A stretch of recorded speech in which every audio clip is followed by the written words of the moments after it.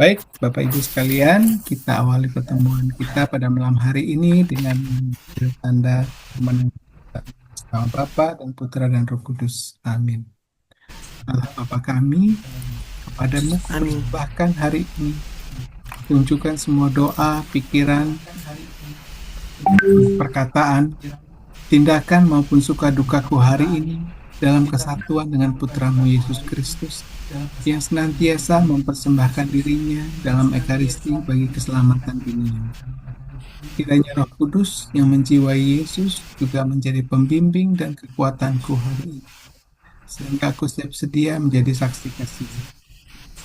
Nama Santa Maria, Bunda Yesus dan Gereja, secara khusus aku berdoa bagi wujud Bapa Suci dan para Rasul doa Gereja Indonesia untuk bulan ini.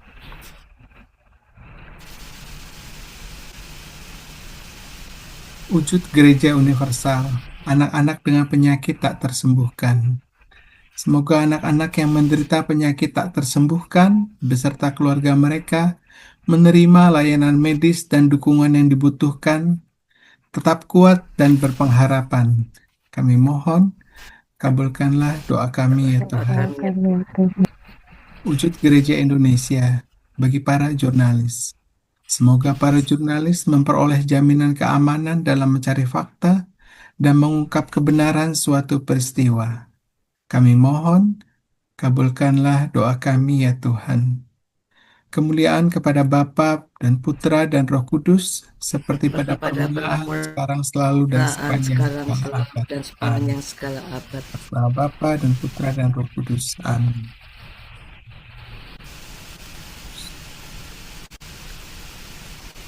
Oke, sebelum memulai cara pertemuan kita pada malam hari ini kan mungkin dari Bapak Ibu, apakah ada yang kemarin ikut hadir di Gereja Katedral di Sabtu Minggu kemarin 7 dan 8 Februari pada Saya saat ikut Pak Robin. Wes mantap.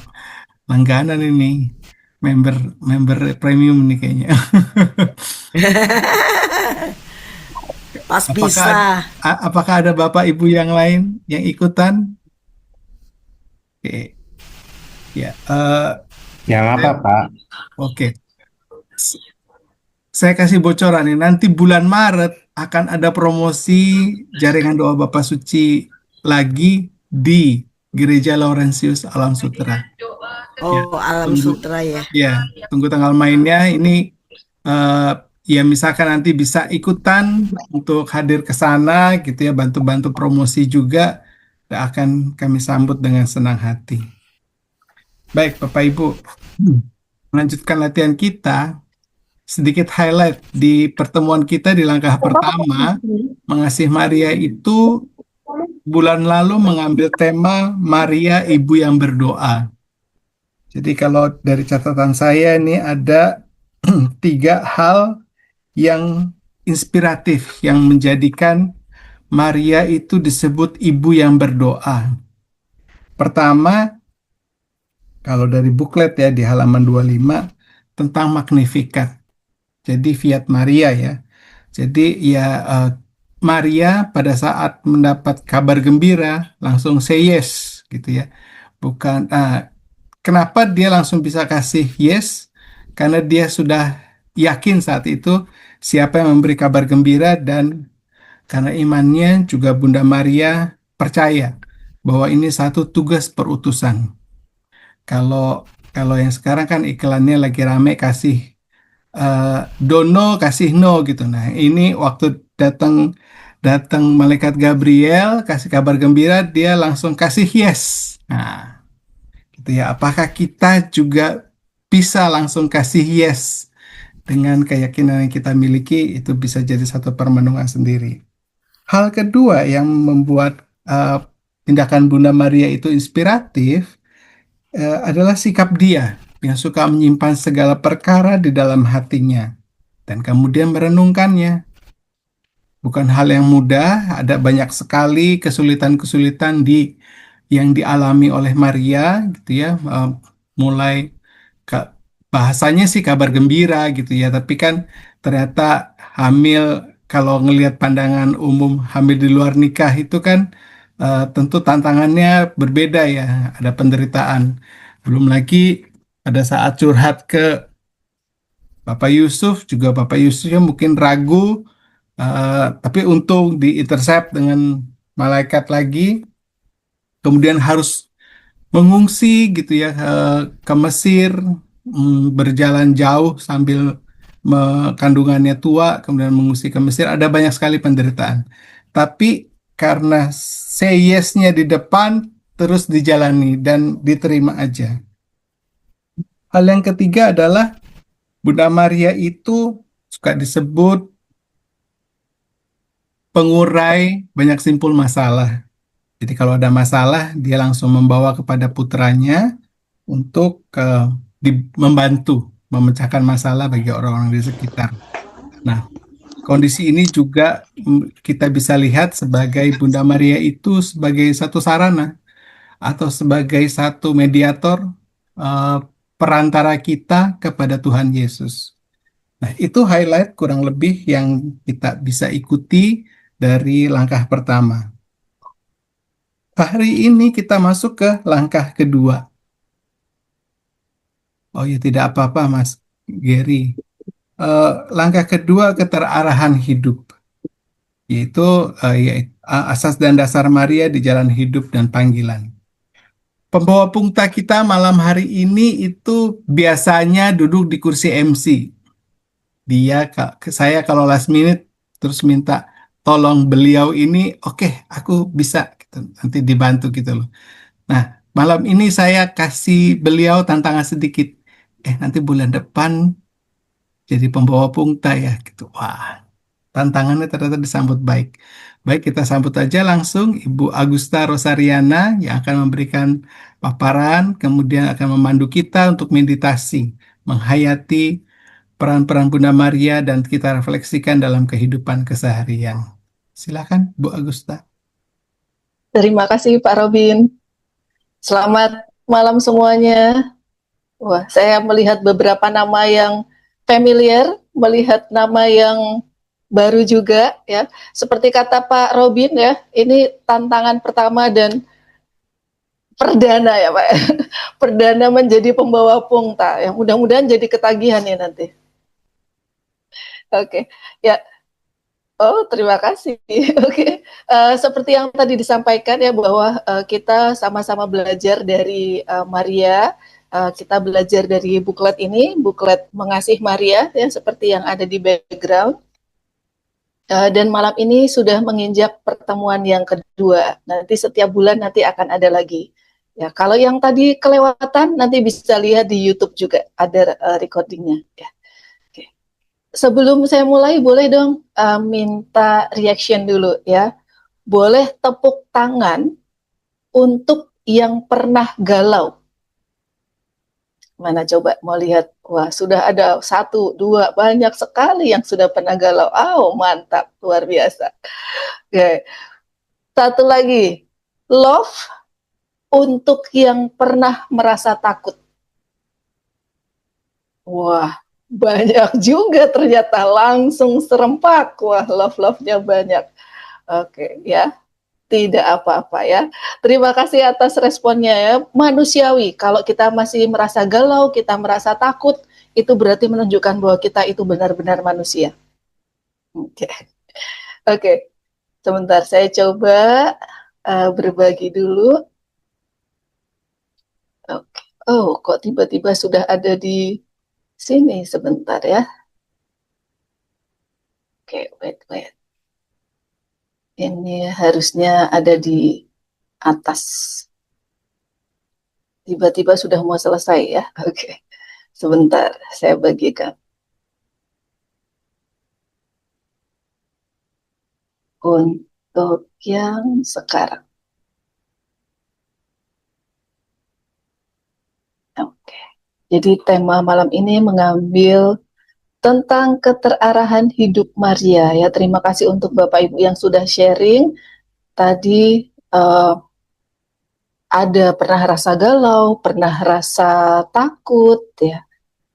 Dan malam ini saya akan berbagi hasil perenungan ya, sedikit merenungkan relasi dengan Maria, sedikit merenungkan bagaimana Maria ini akhirnya mencoba mengolah keterarahan hidupnya, dan bagaimana sedikit saya mencecap-cecap bagaimana Bunda Maria akhirnya mendapat keutuhan hidup.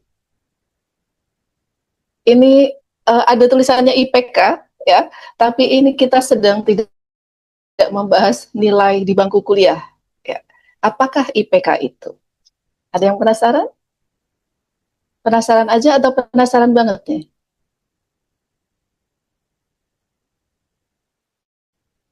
Oke. Slide saya terlihat di layar ya? Terlihat, Ibu Agusta. Oke, terima kasih. Ya, jadi I yang pertama itu adalah intensi. Ya, kalau menurut Merriam-Webster, intention ya, kata benda. Kalau berdasarkan pengertian ini ada 2 poin utama, yaitu adanya tujuan dan adanya tekad. Ya, intensi ini adalah sebuah keadaan mental. Ya, jadi tidak terlihat. Kalau misalnya keadaan fisik kita bisa melihat, oh ya dia sehat, dia badannya kuat, punya tangan 2, kakinya 2, itu keadaan fisik yang terlihat. Tapi intensi ini adalah keadaan mental yang kita tidak bisa melihat itu. Bagaimana dengan keadaan mental Maria pada saat itu? Ya, kalau tadi kata Pak Robin langsung say yes ketika Maria menerima kabar sukacita dari malaikat Gabriel. Apakah yes ini adalah yes yang yes atau yes yang sebenarnya masih ada ya takut-takut tadi, galau, keraguan-raguan. Ini adalah visualisasi. Kalau dulu ya zaman saya kecil itu saya tidak tergambar Maria menerima kabar sukacita itu seperti apa gitu. Saya pertama kali ada visualisasi tentang Maria menerima kabar dari malaikat Gabriel ini dari film yang dibawa oleh frater-frater Yesuit pada saat kerasulan di lingkungan-lingkungan di setiap hari Senin sore. Ya, di sekitar tahun 94-95 itu. Dari situ tuh saya melihat bahwa oh ya, Maria itu ternyata beneran manusia, ya, karena dia melakukan kegiatan sehari-hari, dia ada di perumahan juga, bukan yang tiba-tiba ada di Kudus, ya, tapi dia adalah bagian dari kita, manusia. Kebayang nggak tuh perasaan pertama kali ketika tiba-tiba malaikat Gabriel datang? Kalau kita tiba-tiba didatengin malaikat, rasanya gimana ya? Antara happy, shock, mungkin juga takut, ada juga ya. Apalagi ini tiba-tiba terus udah gitu langsung dikasih tahu kamu bakalan hamil. Oh my God, gitu, ya kan? Ini bagaimana mungkin, ya kan? Masih belum menikah. Ya. Tapi Maria bilang, aku ini hamba Tuhan. Terjadilah padaku menurut perkataanmu, bukan perkataan. Pada saat itu saya percaya Maria juga sadar dengan segala resiko, ya, dengan situasi kondisi saat itu, ya, yang kalau tadi Pak Robin bilang hamil di luar nikah itu pasti banyak tuh netizen julid ya kalau zaman sekarang. Tapi kalau zaman dulu bayangkan ketika ada yang hamil di luar nikah itu resikonya adalah sebuah kematian. Tapi dengan ianya Maria, dengan jawaban Maria, Maria itu sadar akan tujuan hidupnya, bahwa dia itu diciptakan untuk memuji, menghormati, mengabdi Tuhan, dan demikian yang akan menyelamatkan jiwanya. Dan pada saat Maria memberikan jawaban tersebut, Maria mengenal dirinya di hadapan Allah, bahwa dia adalah sebagai hamba, bukan pusat dari rencana penciptaan, tapi dia adalah bagian dari rencana Tuhan. Dan kesadaran Maria akan segala resiko ini, itu yang menggerakkan untuk menuju konsolasi atau kegembiraan batin, ya, terutama. Intensi, ya, Maria sadar banget. Kemudian P-nya adalah pasrah. Ketika Maria berkata, terjadilah. Maka Maria membuka ruang bagi Allah untuk berkarya. Terjadilah padaku menurut perkataanmu, bukan perkataanku. Ya, manusia boleh berencana, tapi tetap akan Tuhan yang menentukan. Jadi ketika Maria bilang terjadilah, maka Maria membuka ruang untuk Allah ini berkarya secara terus-menerus. Keterarahan hidup ini lahir dari kepercayaan, bukan dari jaminan kepastian ataupun kenyamanan. Ya, seperti yang tadi Pak Robin bilang, ya ada banyak penderitaan yang menanti meskipun judulnya adalah kabar gembira, kabar sukacita. Tapi ternyata banyak sekali penderitaan-penderitaan yang menghampiri Maria. Dan karena segala ketidaknyamanan, segala penderitaan ini, Maria sudah say yes dulu. Maria sudah mengandung Yesus di dalam hatinya, ya istilahnya kalau di pertemuan pertama. Jadi iman Maria sudah mendahului kepastian.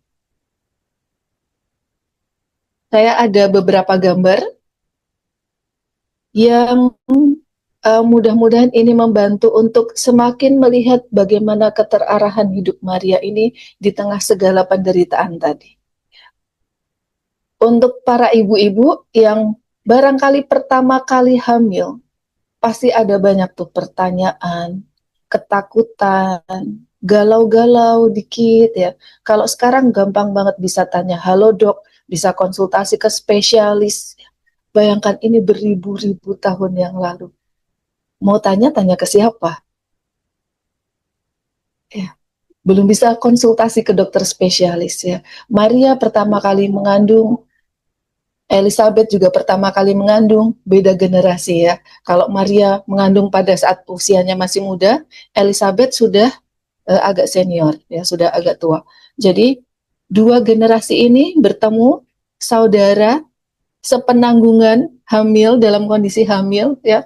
Kalau saya ketemu ibu dulu waktu pas saya hamil nih, kalau ketemu sama-sama yang hamil tuh udah langsung berasanya tuh udah kayak klik gitu ya.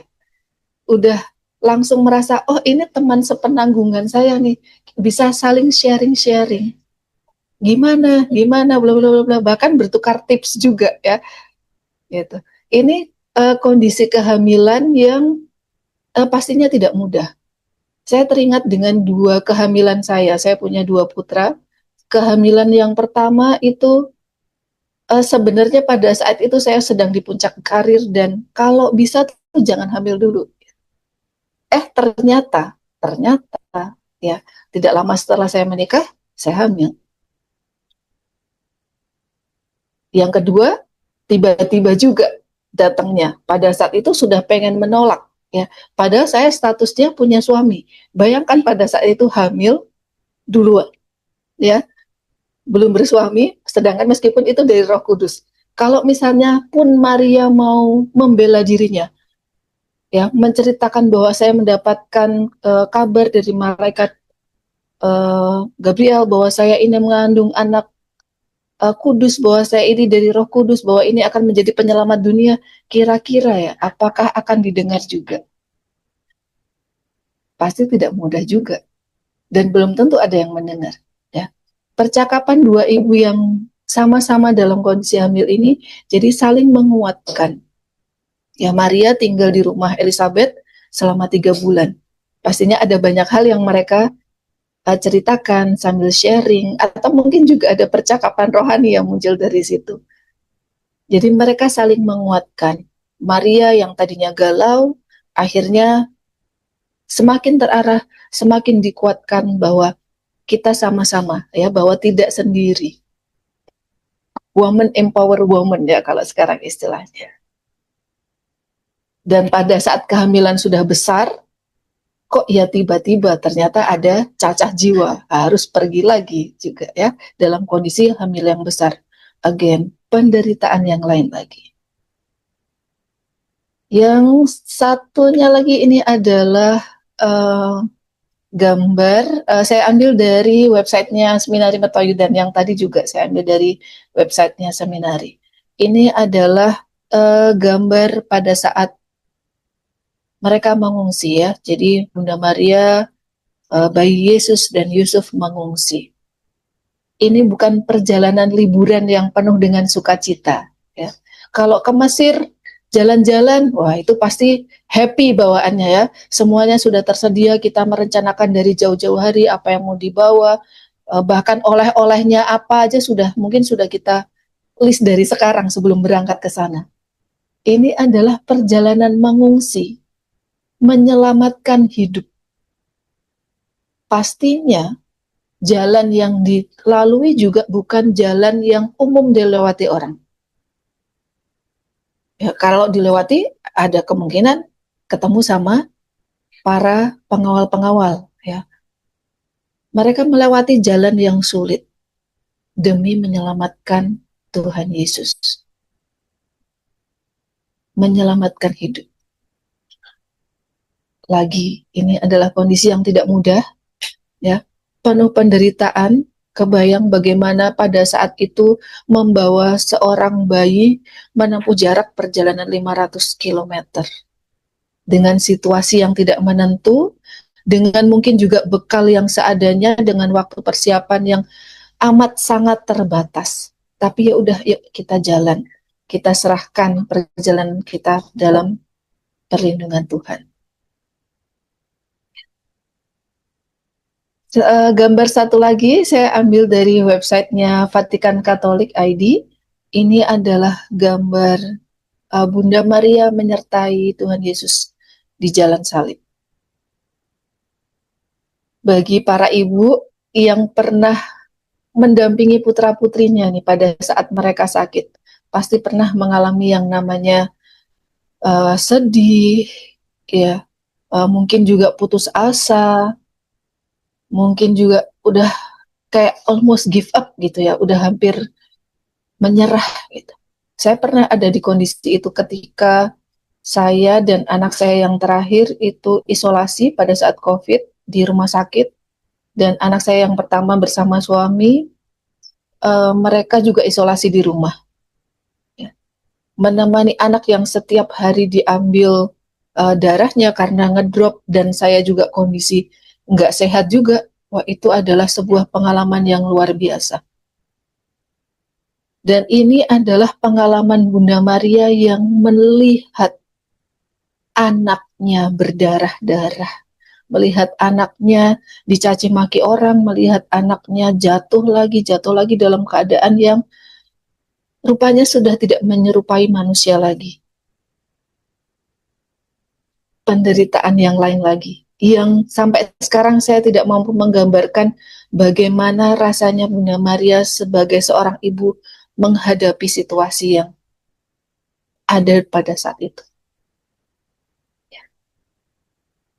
Peristiwa-peristiwa penderitaan, kesedihan, keputusasaan yang dihadapi oleh Bunda Maria itu terus membawa pada pilihan hidup. Ya. Jadi K ini adalah konsistensi.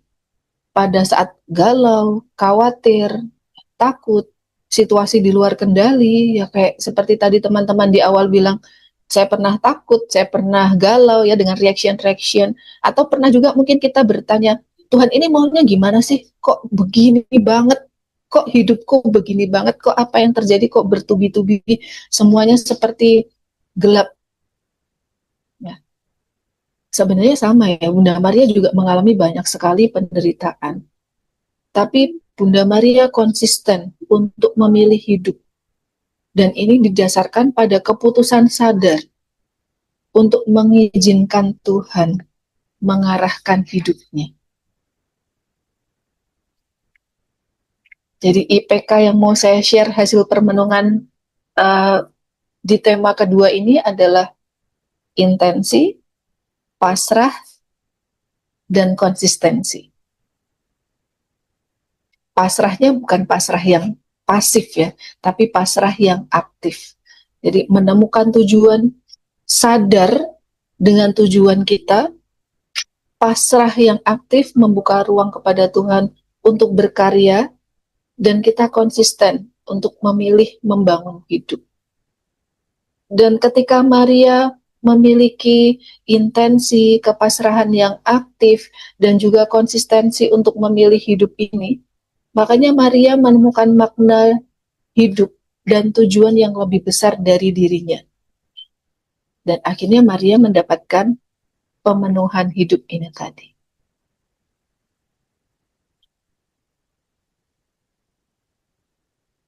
Barangkali ini yang bisa saya sharingkan. Mari kita coba hening, kita mencoba mengendapkan apa yang baru saja kita dengarkan, apa yang baru saja terlintas. Ya. Mari teman-teman, saya ajak teman-teman untuk dalam kondisi tenang, duduk yang nyaman. Kita akan memasuki waktu hening.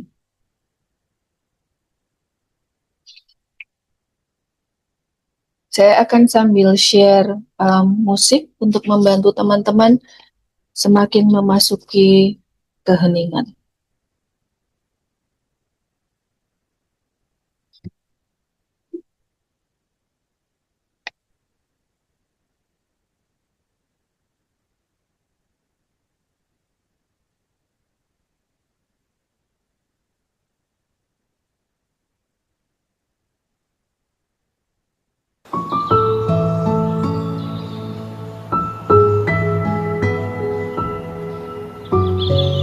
Mari teman-teman, kita duduk yang nyaman. Boleh kalau teman-teman mau sambil memejamkan mata atau mau sambil membuka mata juga tidak apa-apa. Tarik napas perlahan-lahan.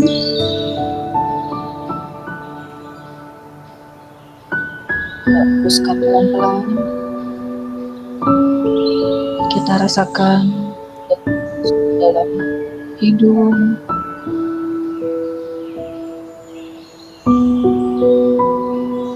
buang pelan-pelan.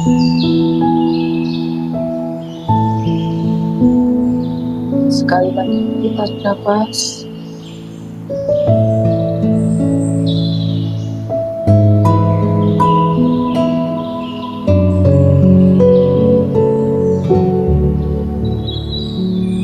Dan lepaskan.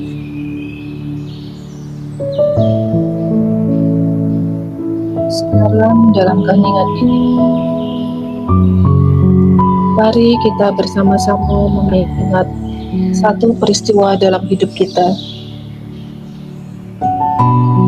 Sebuah peristiwa yang menyadarkan arah dan makna hidup.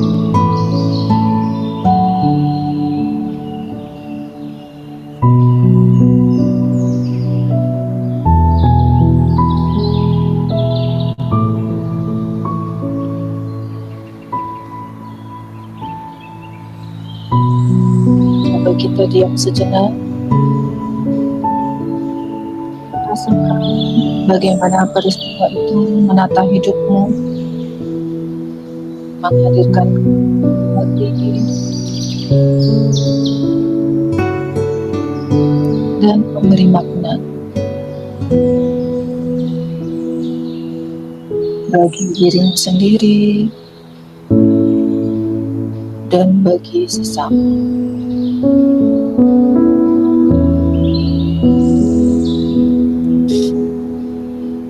Biarkan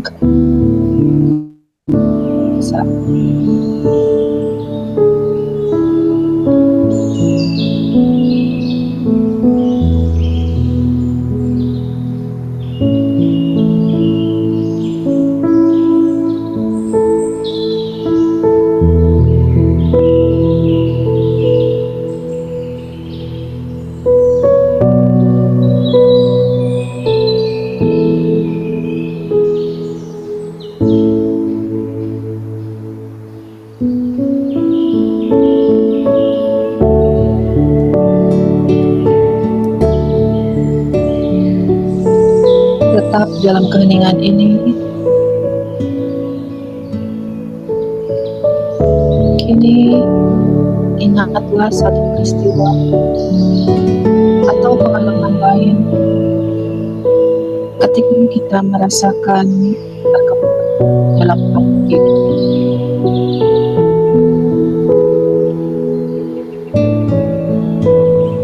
mungkin secara personal,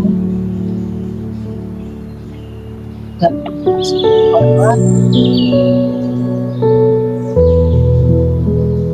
dan kehidupan batin dan iman.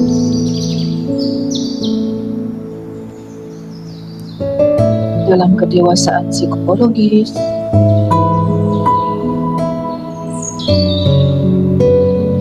atau dalam cara berpikir dan memahami hidup.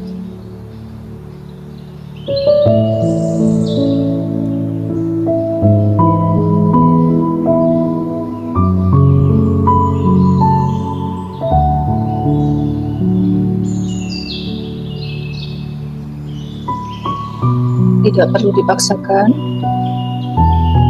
biarkan pengalaman itu hadir apa adanya.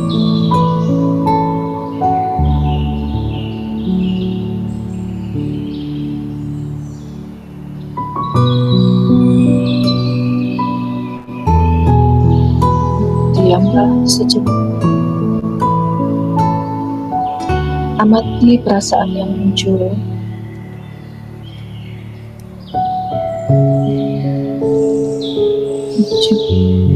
Setiap langkah kecil pertemuan.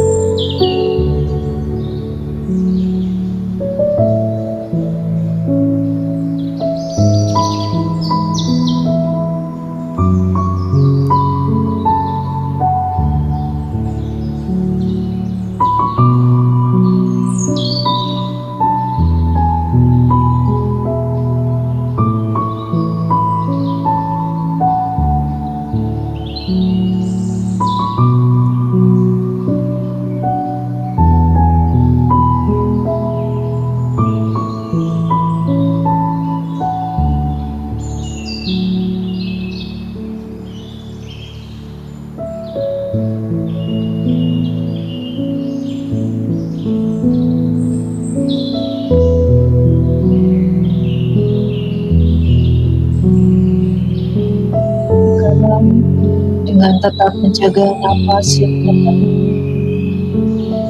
Ingatlah kembali masa dalam hidup ketika anak itu belum jelas. Ada rasa panjang, ingin menjauh atau kabur, atau merasa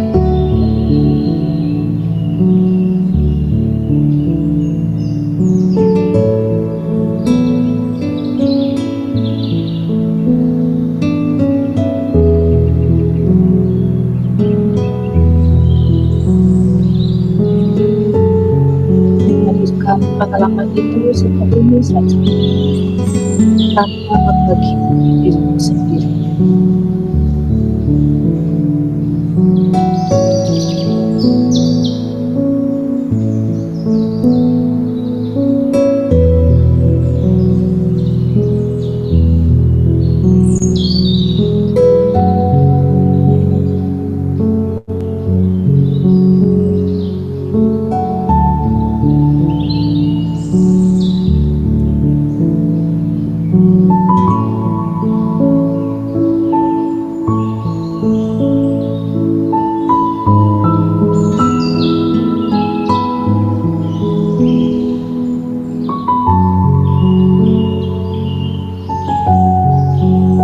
Bandinglah ketika kamu memulai memiliki arah hidup yang kuat.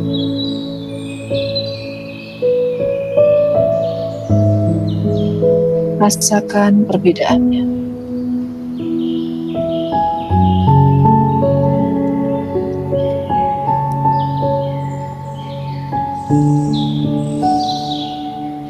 Apa yang berubah di dalam dirimu?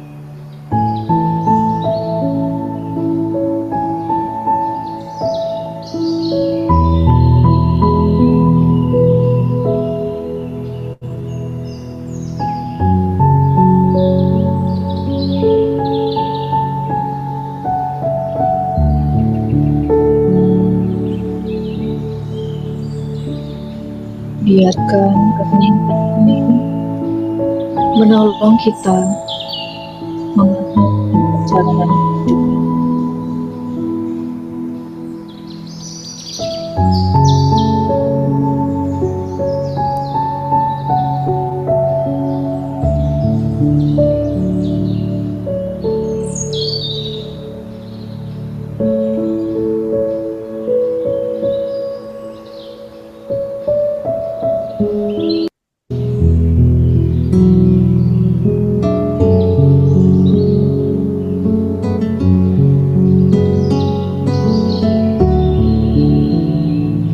Yang perlahan, arahkan perhatianmu pada pembelajaran yang muncul setiap pengalaman yang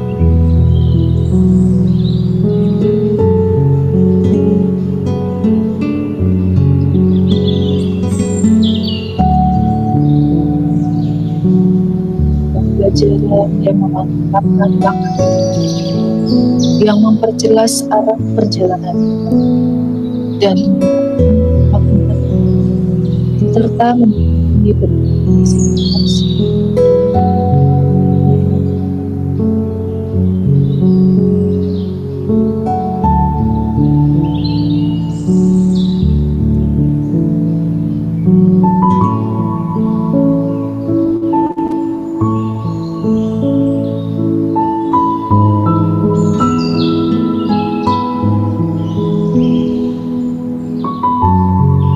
Tanpa perlu merangkai kalimat panjang, cukup sadari satu demi satu.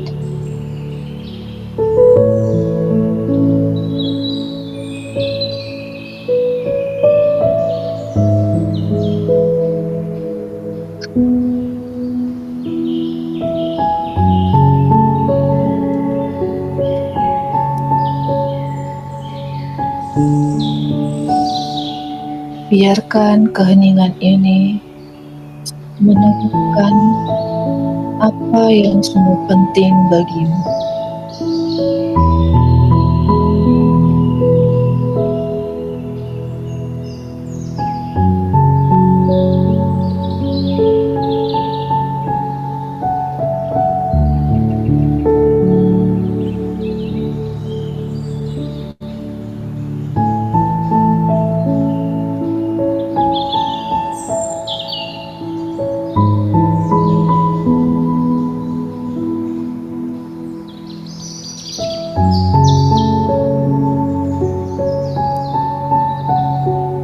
Kini, dalam keheningan yang tersisa, ucapkanlah perlahan di dalam hatimu kata-kata yang diucapkan oleh Maria. Aku ini hamba Tuhan. Terjadilah padaku.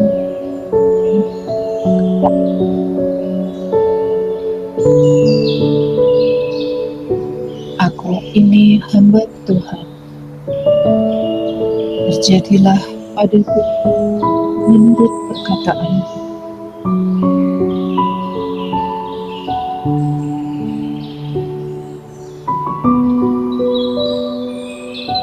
Resapkanlah kata-kata ini.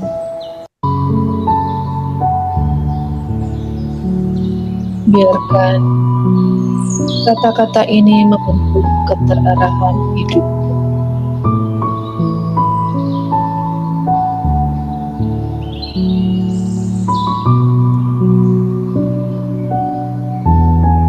Ada sikap percaya, keterbukaan untuk terus bertumbuh, dan kesediaan menapaki arah hidup yang terus dikembangkan.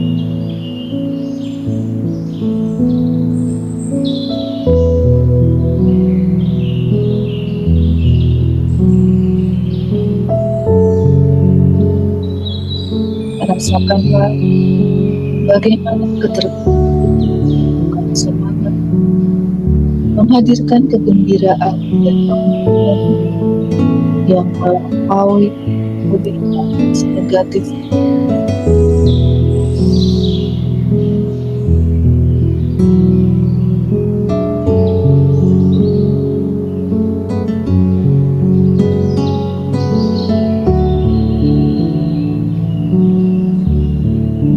Sejenak dalam rasa yang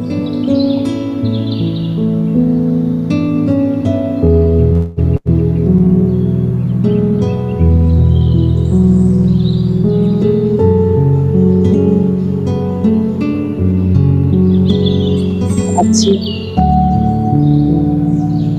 tarik nafas perlahan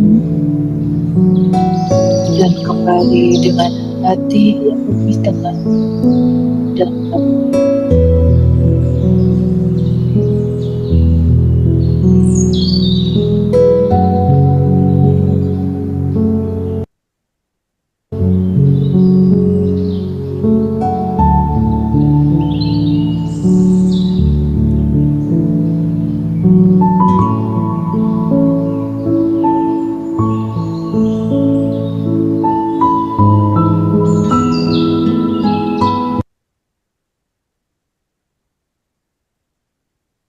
Baik teman-teman, terima kasih.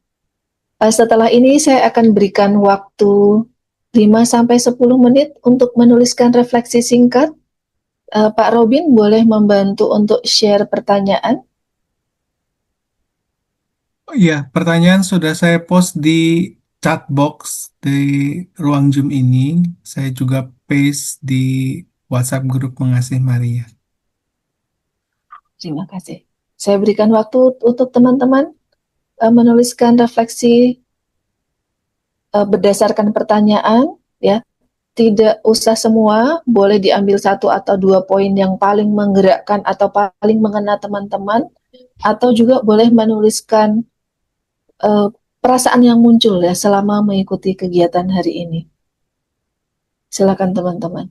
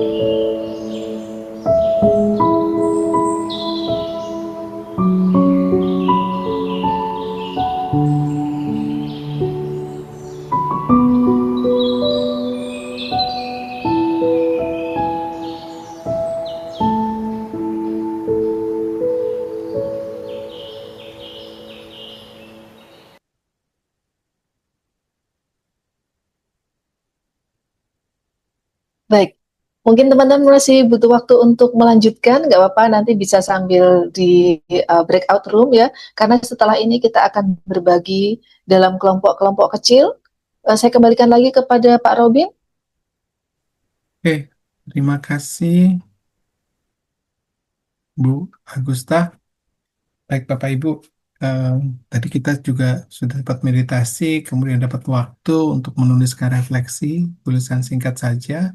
Nanti di belakang layar, Novia akan bantu untuk membagikan Bapak Ibu dalam breakout room, membagikan refleksinya dari pertanyaan panduan yang sudah ada.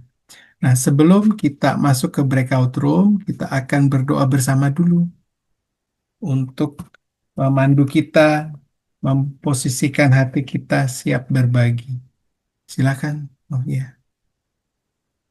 Oke, ini saya minta tolong salah satu dari peserta untuk dapat bantu membacakannya. Izin membacakan. Silakan. Marilah kita membacakan litani bagi pendengar. Tuhan yang Maha Kasih, teman dalam perjalanan, suara di tengah malam, di sini kami berkumpul untuk mendengarkan. Bukalah telinga serta seluruh diri kami, agar kami dapat hadir mendengarkan saudara kami dan menikmati anugerah percakapan rohani. Berilah kami kemurahan hati untuk mendengarkan dengan penuh keterbukaan. Dengarkanlah kami. Kebijakan untuk memahami apa yang kami dengar. Dengarkanlah Dengarkanlah kami. Kekuatan untuk siap diubah oleh apa yang dibagikan. Dengarkanlah kami. Dengarkanlah kami. Pendengaran yang tidak menghakimi. Dengarkanlah kami. Dengarkanlah kami. Dan keingintahuan seorang anak. Dengarkanlah kami. Dengarkanlah kami. Tambahkanlah dalam diri kami kedamaian untuk mengampuni dan diampuni. Dengarkanlah kami. Sikap hormat atas anugerah maupun kehilangan. Dengarkanlah kami. Dengarkanlah kami. Sikap menerima yang membuat kami rela membagikan kegagalan. Dengarkanlah Dengarkanlah kami. kebijaksanaan sehingga kami tahu kapan harus diam. Dengarkanlah kami. Penyerahan yang menyimpan keheningan setelah perkataan sebagai harta. Dengarkanlah kami. Tumbuhkanlah dalam diri kami kebebasan untuk membiarkan misteri tetap sebagai misteri. Dengarkanlah kami. Dengarkanlah kami. Kegembiraan untuk merayakan penemuan baru. Dengarkanlah kami. Dengarkanlah kami. Kesiapan untuk tertawa ketika kesempatan untuk itu tiba. Dengarkanlah kami. Dengarkanlah kami. Rahmat untuk mendengarkan dengan cinta yang rendah hati. Dengarkanlah kami. Kekaguman untuk mendengarkan Engkau berbicara dalam diri kami. Puji Puji syukur kepadamu. Amin. Terima kasih, Shirley.